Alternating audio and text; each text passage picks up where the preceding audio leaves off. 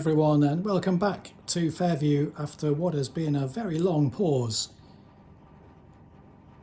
Not much happened here on the layout for a good couple of months in the end. Some unseen bits and bobs, like finally finishing off the bus wire and a little bit of rebuilding some of the benchwork. But those are kind of unseen changes. And that was in part because I wasn't entirely happy with the way the layout was going when I shared an update with you back in, was it late October or early November? If I blend in some images from that update, you'll remember perhaps that I finally had operations running all the way along the Slaughter Canyon branch line out to the Forest Products mill. But switching that was proving really quite awkward, not least because of having to reach over to the various turnouts, and that was before even having any kind of helix in place to take me up to the future second deck. So before Christmas, I bit the bullet and I ordered a new Helix kit, an MDF kit from Prozis.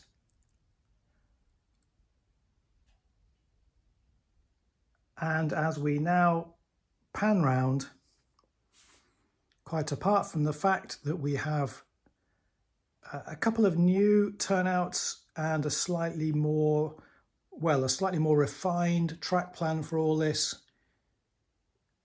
Crucially, what we also have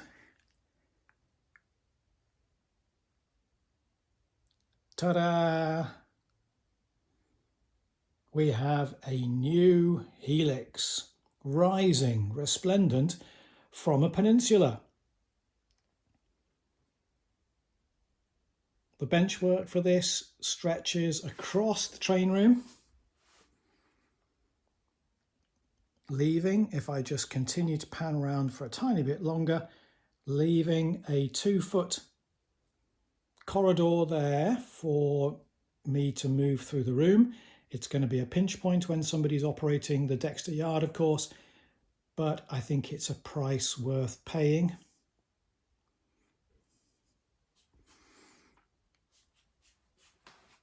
As you can perhaps make out, the Slaughter Canyon branch line now snakes around the outside of the Helix. Obviously there'll be scenery to hide the Helix in due course.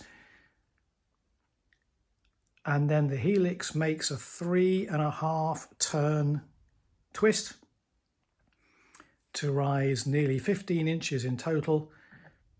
And depending on whether you're looking at the inner or the outer track, the inner track radius is 20 inches. I think technically it's third radius curves, and the outer track is 22.5 inches, which is fourth radius track. I'm using set track for the moment, at least. As you can see, I'm not finished. But that gives us 40 feet of running and a gradient on the inside of just over 3%, and on the outer track a gradient of just under 3%, I think 2.78% from memory. So far, trains have been handling it well. I have a feeling longer trains might need a helper to be attached, but that's no bad thing, I guess. And as we shift the view to the other side of the peninsula, you can see the track work's not finished yet, but how then the branch line comes around and still then loops at the far side of the room there, underneath my noisy boiler, to the mill.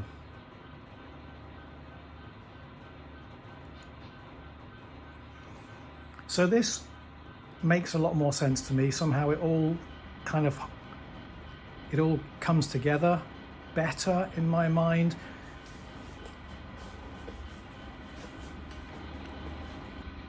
And of course the big element of this is going to be that here where the Helix finishes, I've got to put in some new struts and supports and things so that the track can come off the Helix here, loop round to the left of this picture, and then do a full circuit of the layout, or rather of the layout room, with Fairview rebuilt before coming back to rejoin the deck. So it's going to exit and go around via the outer radius curve, so the uphill climb will be on the slightly more generous curve all the way around the room, and then we'll re-enter the Helix descending on the inner steeper curve. Hope that makes sense.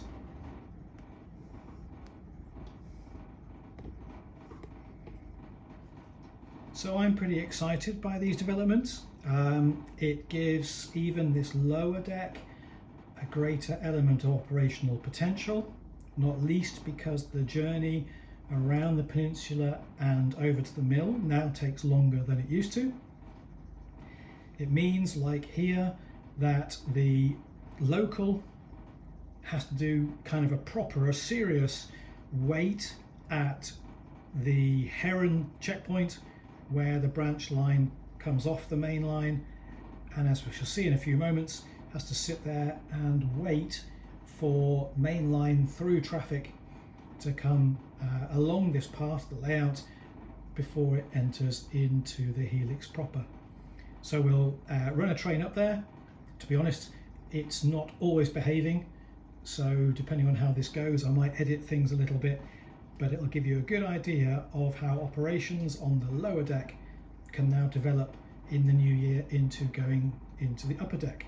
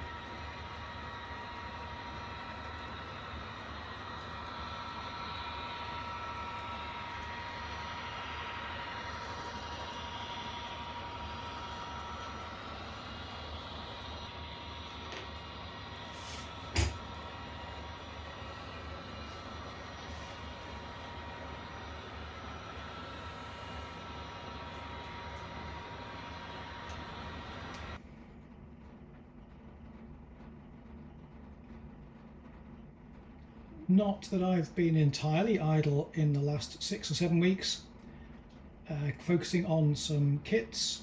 On the left you can see, I'd started this a while back, but you can see the Fowler climbing centre, to which I've added a bit of a kit bashed annex to, and then to the right of it the Walthers Freight House kit, which I'm kit bashing a bit to make it into something of a kind of an upmarket steakhouse or something. The idea is where you can see that flat car standing on the spur. That spur used to run all the way to and past the freight house when Dexter was a much busier affair, and since the track has been lifted, some of the old railroad buildings have been sold off, and this quarter of the city is being developed a little bit. I also did some work on some loads, given now the kind of Rocky Mountain / Pacific Northwest / wherever setting of Fairview, I thought I needed more lumber cars, centre beam cars, and various other sort of bulkhead cars and so on, and they're going to need loads. So as you can see here, spent some time putting together a first load for one of my centre beam cars, which has been slow and tedious, but the end result makes it quite rewarding.